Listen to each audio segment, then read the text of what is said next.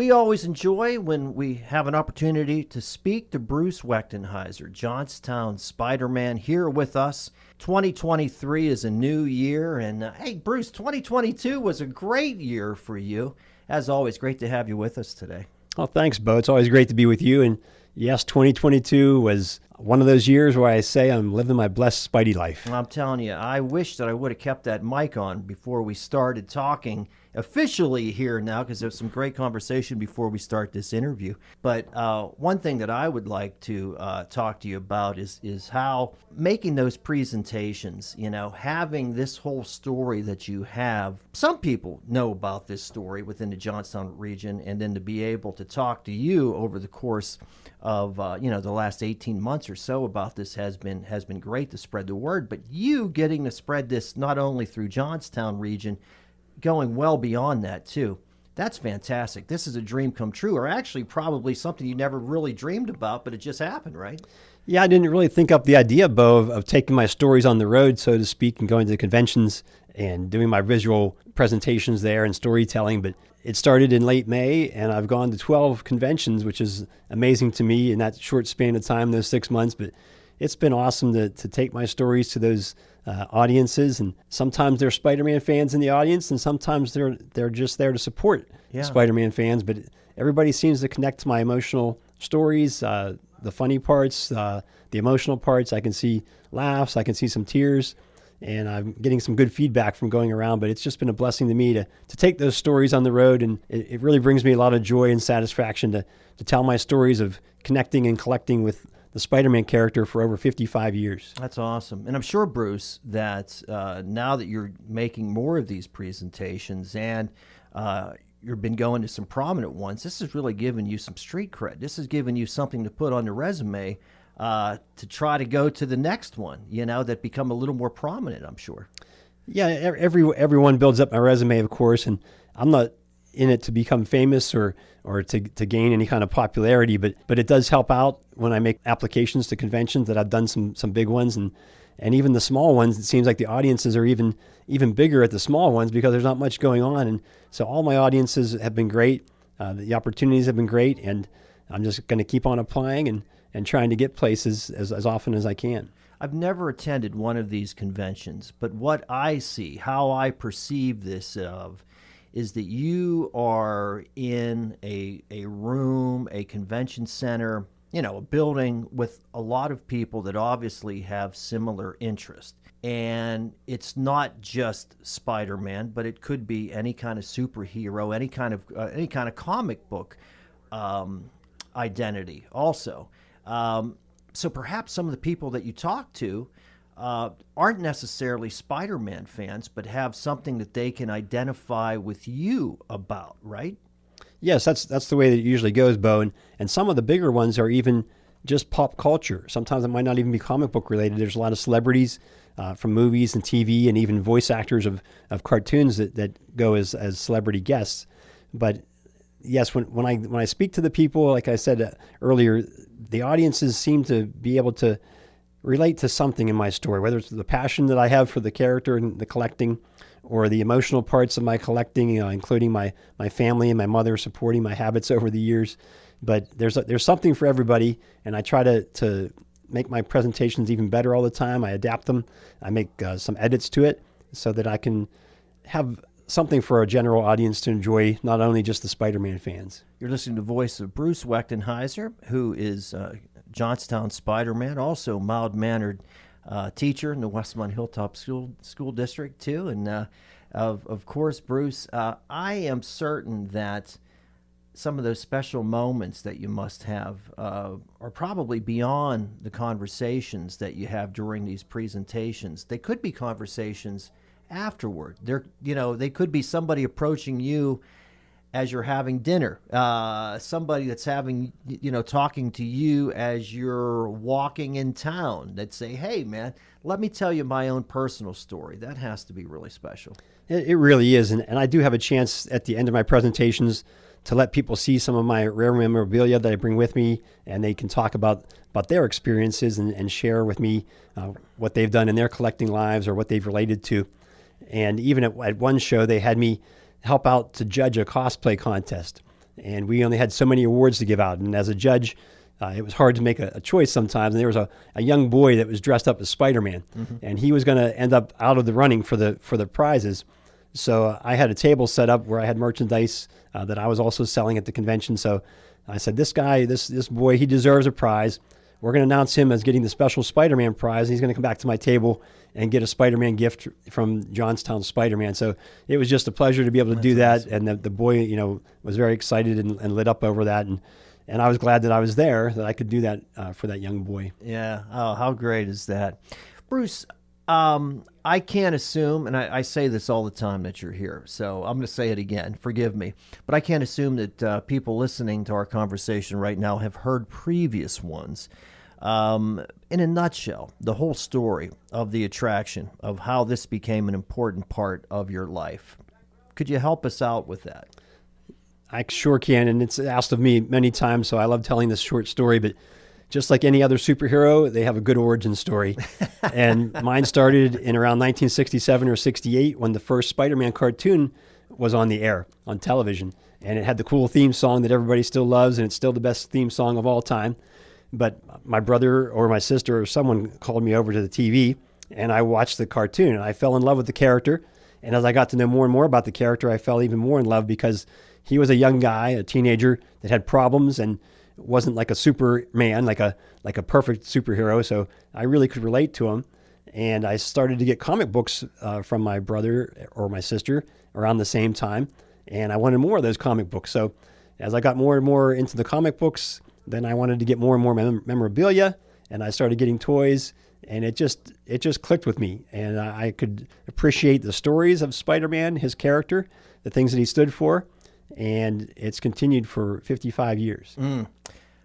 I had a neighbor who collected Star Wars memorabilia. He devoted an entire room toward it. He held on to everything that he had maintained throughout the years. No different from you, but you also have found out that, some of this stuff you've held on to, some of this stuff that you let go, and as we talked about previously, some of the stuff you let go you wish you still had, right?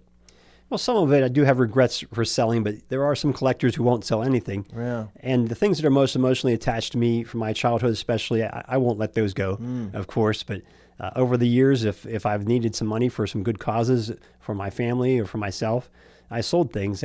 And sometimes I'll see those things available again from some other collectors. And if they're at a good price or a chance to trade for them, I'll pick them up again. But I'm not one of those collectors that is going to take it all to the grave with me. I'm fine with buying, selling, and trading, and I do those activities all the time. Are your students aware of this? My students are aware. They've kind of known over the years that I made appearances here in Johnstown in the costume, and we play a game where it's not really me, and I have some Photoshop pictures of me with Spider-Man at the same time. But they know that I've been doing the appearances for about 20 years. And then at the beginning of the school year, I also, as a way to get to know my students quicker, I showed them a quick little slideshow of what I was doing over the summer at the conventions and things like that. So they do know that I'm going to the conventions. They know that I've been on television shows and in media and YouTube, and I have my website, spideyandme.com. So they always ask after a weekend, hey, did you go anywhere this weekend? Where did you go? And I tell them, I don't go every weekend, but I do go often. Or, oh, you were absent yesterday. Were you at a convention? No, I don't go during the week. It's only on the weekends when I'm off of work. Yeah. I was actually sick yesterday. So it's fun that they want to know, at least some of them want to know more about what's going on, and they can get some updates from time to time. So they check in on me at school there when I'm teaching my math classes. Every now and then, when I'm out playing my guitar somewhere, someone's surprised because they didn't know that there's this other part of me. I thought you were the guy from the radio. I thought you were the teacher guy. I didn't know you did this. You ever have a story like that where someone sees you as like, I didn't know Mr. Wechtenheiser did this? Yeah, I've had that with students. I've had that even with adults. Some of them see me. I mean, I wear so many hats, Bo. Some of them see me as super serious. And then when I start to joke around, which I like to do a lot, use my humor, they're flabbergasted. They're like, I can't believe, I didn't know that you were that funny. Even people that go to church with me, I didn't know that you were that funny. You had a sense of humor and things like that. But it's fun. And sometimes even the parents of students, they find out that I'm into Spider-Man and into all these activities with Spider-Man, and they're kind of surprised that a mild-mannered math teacher, like you said, would be Right. involved with something fun in the world of entertainment on the weekends. I think that what makes this story great just adds to it. Bruce Wechtenheiser, Johnstown Spider-Man, with us today. And as we talked about 2022 and the highlights that you had, and it was nice of you to keep us abreast of what was going on with conventions that you did. What's the calendar look like for this year, Bruce? Well, for 2023, I already have 10 conventions lined up, including, I believe, 4 repeats. So I must have done something right. That's great. They're asking me to come back to the Altoona convention, the Sci-Fi Valley, in June. I'm going back to Wellsboro, PA, in August. It was beautiful over there. Yeah. Erie, Pennsylvania, which I didn't talk to you about before, they had a really beautiful venue right on Lake Erie. It was so beautiful. I wanted to be outside. I didn't want to be inside at the convention. It's so beautiful there, but I'll be going back there again this coming September. And again, I'll be going to Galaxy Con Columbus. It's a franchise. They go all around the country to some major cities. And I'll be back there again in December. It was fun being at Galaxy Con because the convention center where it's held is also where they have the Arnold Expo, Arnold Schwarzenegger. Mm-hmm. And I've gone there a few times with my children, and there's a statue of Arnold outside, and he's doing a muscle pose. So, of course, Spidey in costume had to go over and do the same pose and get some photos taken there with the Arnold statue. So that was a good time. In fact, a celebrity went past when I was getting my photo taken, and he took one as well. His name was Ming Chen. Mm-hmm. He was on the TV show Comic Book Men. They had a comic book store up in New Jersey. It was kind of like a reality series with some other guys that were maybe in some of those movies called like Clerks and Mallrats and things like that. So it was kind of fun to have a celebrity say, "Hey, hold on, I want to take your picture," and where I should be taking his picture. So that's kind of like the humbling experiences that I've gone throughout this past year as well. You are now part of a world of individuals that you identify with, people that follow the Spider-Man character and follow the Comic Cons and all these places, know of these individuals. And I'm sure it would be similar to me seeing session players that played on certain records. You know what I mean? It had to be a thrill during the course of this last year to be able to have coffee, to rub shoulders with somebody that you've always admired. This is probably a part of it, too, that has become important for you as well, to consider some of these people, I'm sure, friends now. It's been really wonderful, Bo, to meet people at these conventions that are in the industry, either comic artists or editors or writers, or even the vendors who are there selling. And then I see them at another convention, and we've established a little bit of friendships, and it keeps building when I see them 2 or 3 times. But at this past convention at GalaxyCon, I was in costume at the time, and there was a man by the name of Jim Shooter as a guest there. And I went over to his table for a few minutes while I was in costume in the Steve Ditko Spider-Man costume. Steve Ditko is the co-creator from right here in Johnstown, Pennsylvania. And I went to Jim Shooter. He was the editor-in-chief of Marvel Comics. Long after Stan Lee had left the company, Jim Shooter took over. He also wrote some comics as well. But he talked to me for at least 10 minutes about Steve Ditko while I'm in the costume. And I know it's hard to look at me when I'm wearing a costume. Where do you look with a person that's covered head to toe in a costume? But he was a very nice person. He talked about Steve Ditko for 10 minutes while I was in costume there. So that was kind of cool to spend time with him. But meeting a lot of these artists, even some right now that are currently working on the books. Scott Hanna is the inker, and he's been doing a lot of the covers of the Amazing Spider-Man comic book. And he did the cover of one recently, Bo, where I sent in a fan letter and it got published in November of 2022. I hadn't tried that in 50 years, and I was unsuccessful as a 7-year-old, but I was successful as a 58-year-old, Bo. And my letter was published in that issue. So when I saw, grammar's probably better. Yeah, my grammar's better. Yeah, you would expect a 7-year-old letter to be published, right? But I got to meet Scott Hanna, and I got him to sign the cover of that issue, and I told him my letter was in there, and we talked for a little while. But yeah, it's kind of like my comeback story in my presentation, where I tell the story of the 7-year-old that didn't get published, and then as a 58-year-old, it did get published. That's great. You mentioned Steve Ditko, who we had yet to mention yet, but just the fact that more recognition, more acclaim for that man around these parts has been something of recent. That has to make you very happy. That makes me very, very happy, Bo. I've been involved in a small way in some of the tributes to Steve around our town. The giant mural that got installed this summer down on the building there at the Stonebridge Brewing Company. And I was there with the family last year at the Ditko events and the Ditko Con. And now, I'm continuing friendships with the family. In fact, they're allowing me to take merchandise from their website, the ditkoverse.com, with me to the shows that I go to. And if the promoters of the conventions give me a free table, I can sell that merchandise as well as other merchandise from my home. But we've continued a relationship there, and I'm just so happy that Steve is getting recognized in this area and around the country. And I'm so pleased to just take the story and tell people that he's from Johnstown, and what all he did in his career. And I'm looking forward to telling it more. In fact, a non-comic book entity reached out to me recently, and in March, I'm going to be going to the Cambria County Historical Society to talk about Steve Ditko, to do my Steve Ditko presentation for them as one of their monthly talks.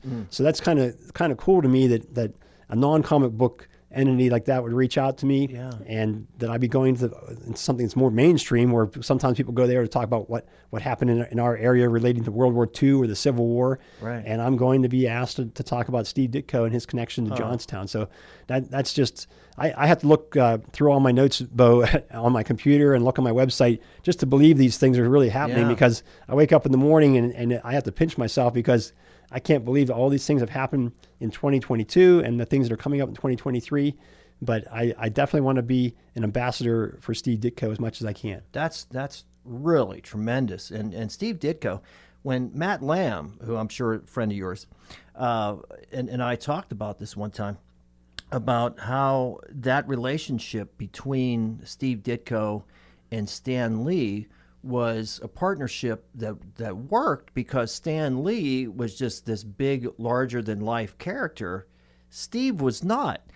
And because he wasn't, that sometimes the perception that I have is that Steve was overshadowed, when actually he was the brains behind the whole operation, wasn't he?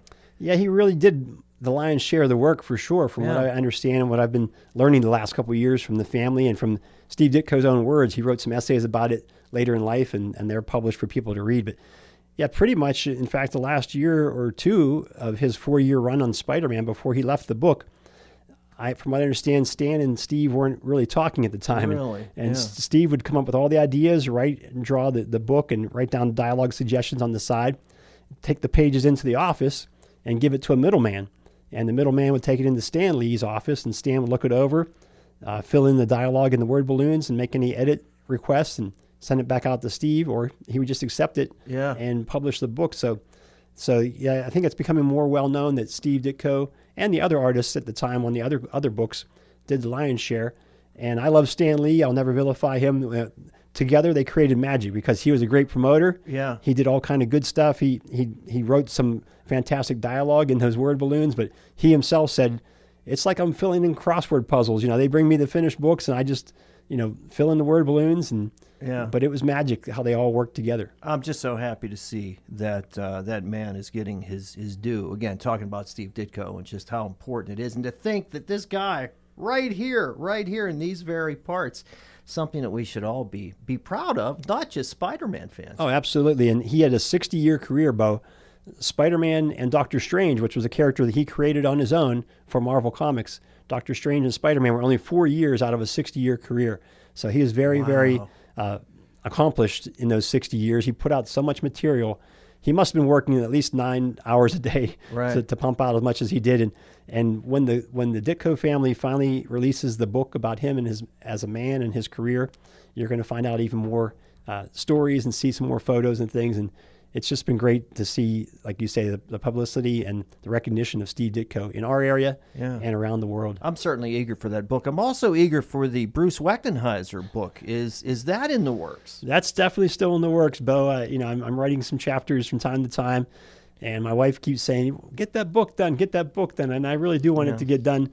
I'm kind of busy with things at times, and it's hard to just set some time away to write, but I definitely want to write a book about my life connected to Spider-Man, because in a 50-minute presentation, I can't fit all my stories in it when I'm at these conventions. Yeah. And in fact, that's why I've made a sequel to my presentation about my life. It's called Even More Spidey and Me, for the stories that couldn't fit in the first presentation. So for 2023, I have a sequel, but I am looking forward to that book being done and published at some point, and it's really a goal of mine, and I can't wait to have it released, especially in the Johnstown area. So as we are beginning this new year, I'm sure it gives you, a nice concentration of, the focus on the daytime gig, but the calendar, as we talked about, with upcoming conventions and so forth.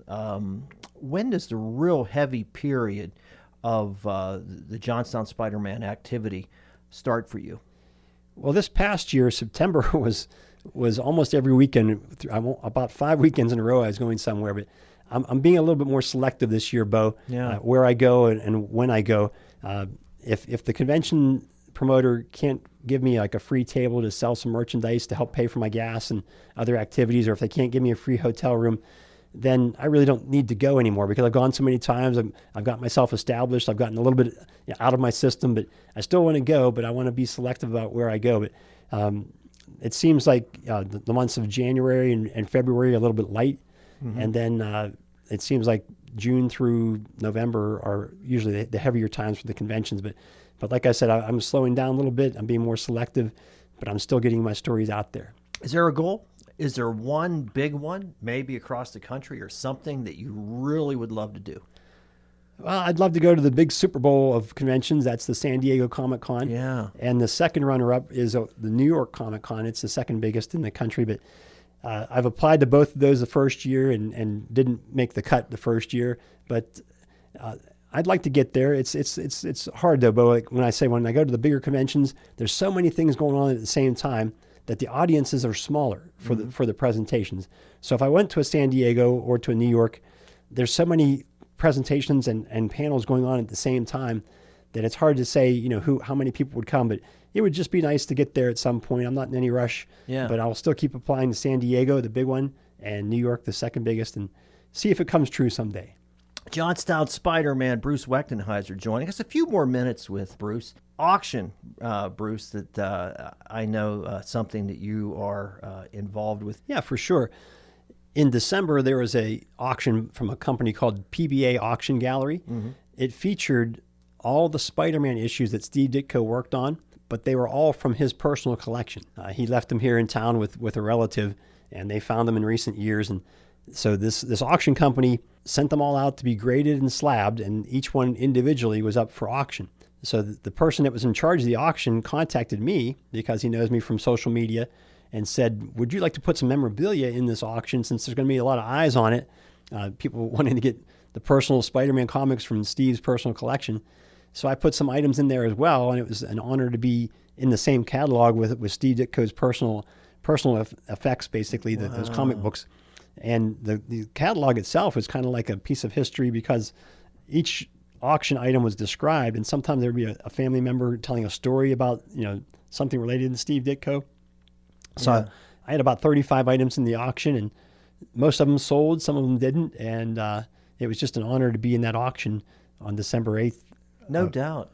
And, to think of something that we talked about previously here, too, that you have such a strong connection right now to Steve Ditko and also to his family now.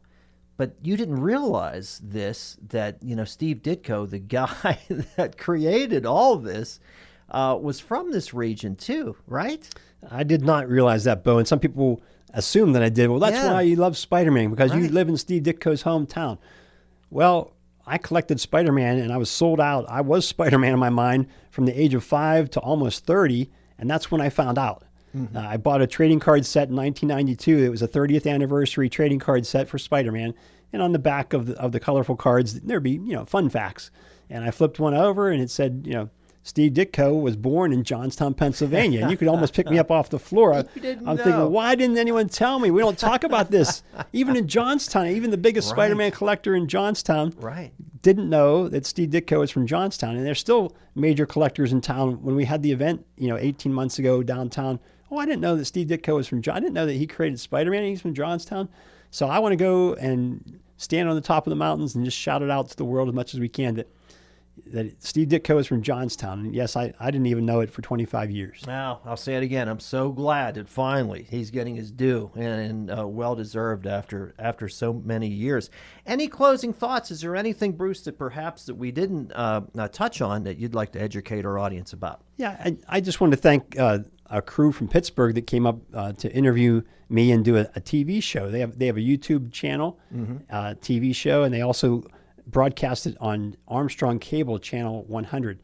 And they came up this summer, and we filmed a little bit down at the mural. And WJC was there to cover that part when we were down at the mural. They covered it, and in their exuberance, they said on Channel 6 that I claimed to be the world's biggest Spider-Man fan. Well, I never claimed it, but I think the man that was in charge of the crew from Pittsburgh, Nick Bartley, he's a character. He made me laugh the whole time. I think he said it, and they just took it for gospel truth that I said that. I don't brag about myself, but when I posted that on Facebook, one of my friends in the collecting world, he commented, "You are the foremost ambassador of Spider-Man." I'll take that title. Yeah. And he said, "You're the foremost ambassador of all the cool things that we enjoy with superheroes and comic books and all those toys when we were growing up."